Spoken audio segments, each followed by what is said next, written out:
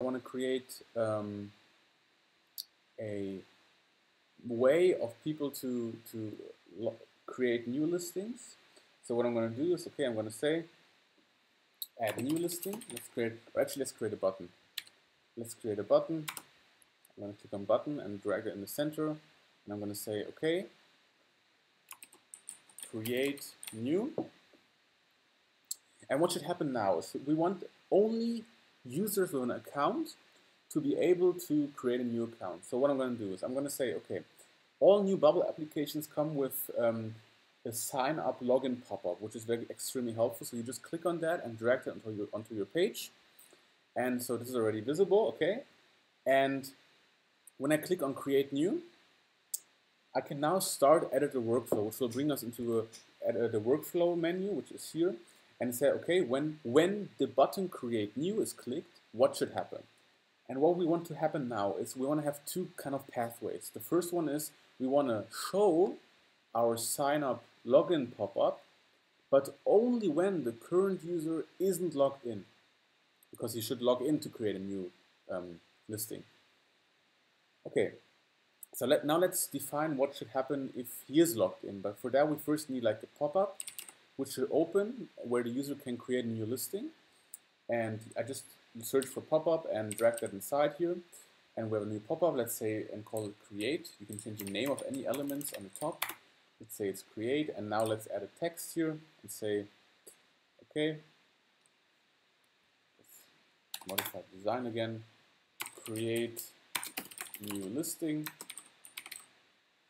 Okay, great. Horizontal center that. Okay, and say, let's add a small text.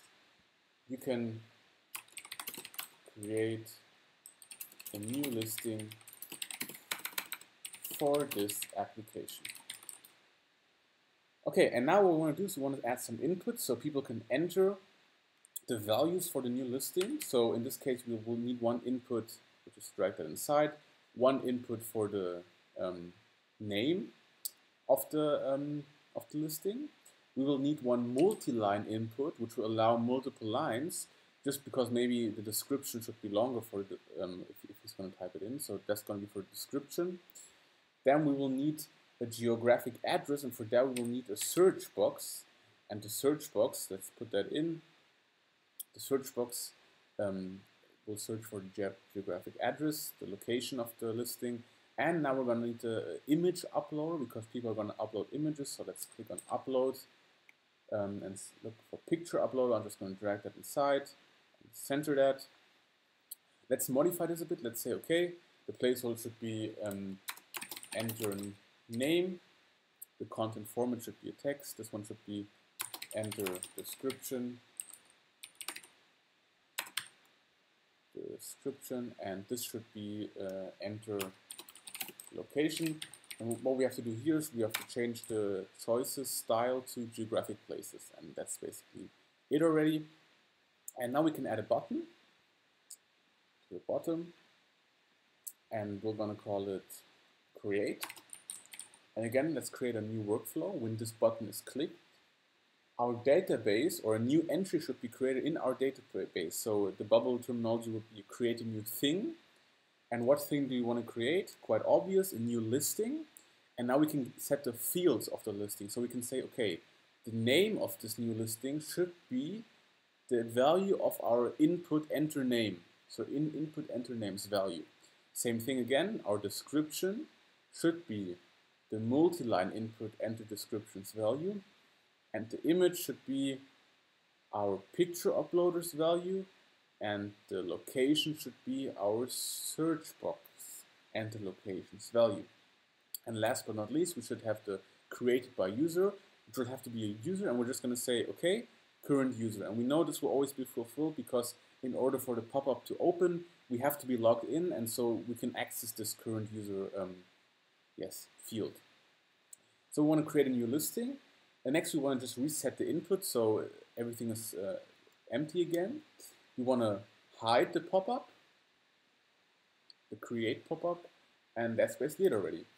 So what we want to add now is, again, go back to this here and say start a workflow. So what we have now is when the current user isn't logged in, it's going to show the sign up login pop-up. when the current user is logged in, it should show the create pop-up. So again, let's say elements show the create pop-up only when the current user is logged in. Okay, great. That's already basically it. What we can do is we can add like another small field. I forgot that before, so let's put that higher here, and let's add a small field and say uploaded by user, and say parent groups listing created by user email. And let's make that very small. Great.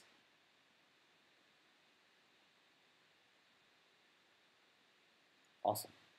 Okay, let's take a look at our new application. Okay, so again, we don't see any listings yet because we haven't created any. There's this wheel scroll bar, and we're going to look at that later and how to fix that or remove that if you want. But let's create a new listing, okay? So I'm going to click on create new listing. But what happens, the sign up login pop-up is shown because we haven't signed up or we're not logged in into our app yet. So let's create an account quickly. Let's say our email is test@test.com. Our password is test.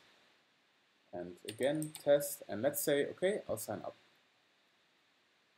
And bam, we're logged in now. Now if we click on the button create new, the create pop-up should open, and awesome, it does.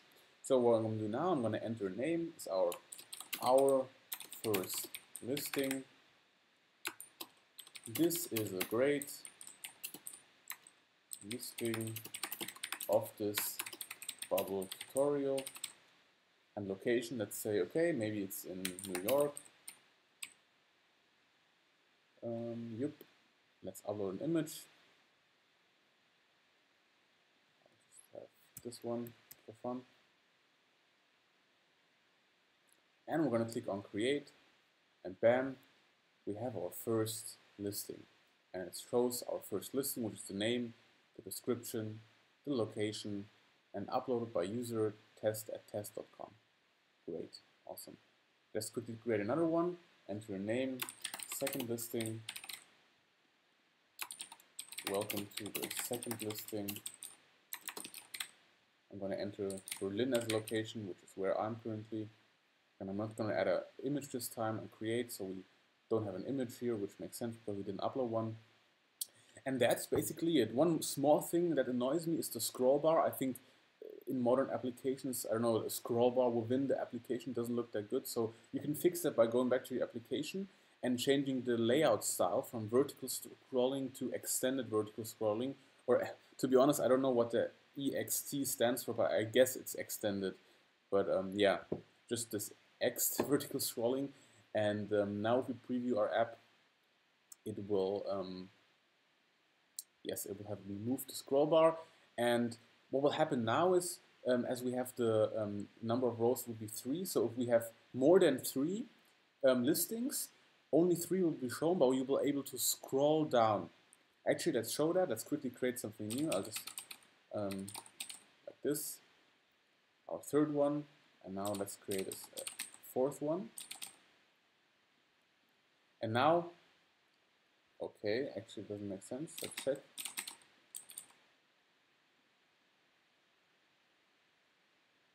Okay, it shows just all of them. Let me check why.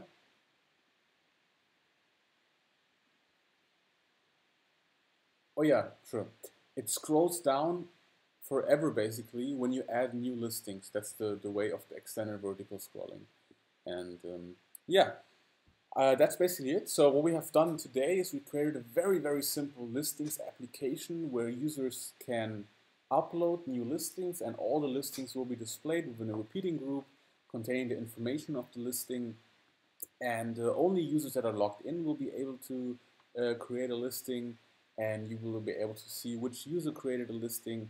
And yeah, I hope this tutorial was useful for you. I know it was very, very simple, but that was the point of this tutorial, to just show you basically how data structures work within Bubble and how easy it is to yeah, create your own web app. Obviously, you would put in a great amount of more effort into creating a real application, a real listing or directory application with a lot more features. But I mean, our main functionality and the main database setup is already done in this tutorial. So yeah, I hope you learned something. I hope you will start using Bubble now in the future. And for more tutorials, keep and for more tutorials, you can check us out. Yeah, and see you soon. Bye. See you soon.